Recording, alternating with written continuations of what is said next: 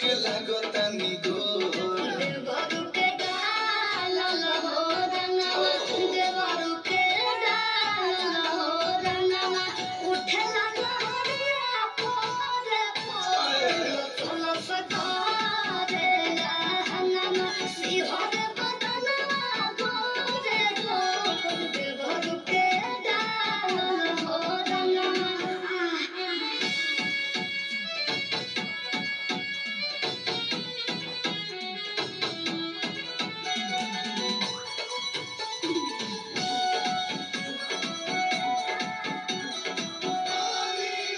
थोड़ा आगा लगी थोड़ा पाछा लगी दोनों भीतर जाई तो बड़ी अच्छा लगी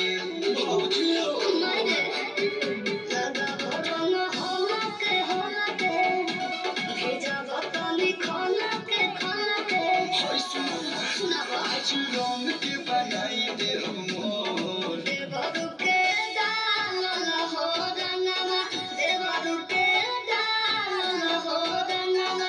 उठला लहरिया पोरे पोरे सतारे लहंगवा सिहर बदनवा गोरे गोरे देवरू के डालल हो रंगवा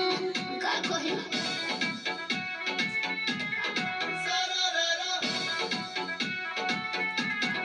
होली है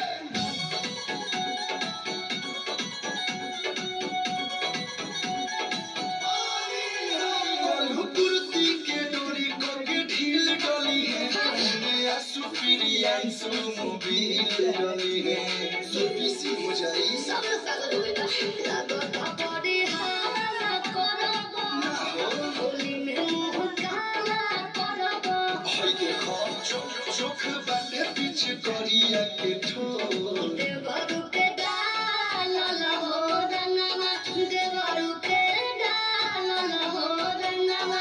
उठला लहरिया पोरे पोरे सोलो सतारे लहंगवा सिहर बदनवा गोरे गोरे देवरू के डालल हो रंगवा मारे हम ना तो के डाली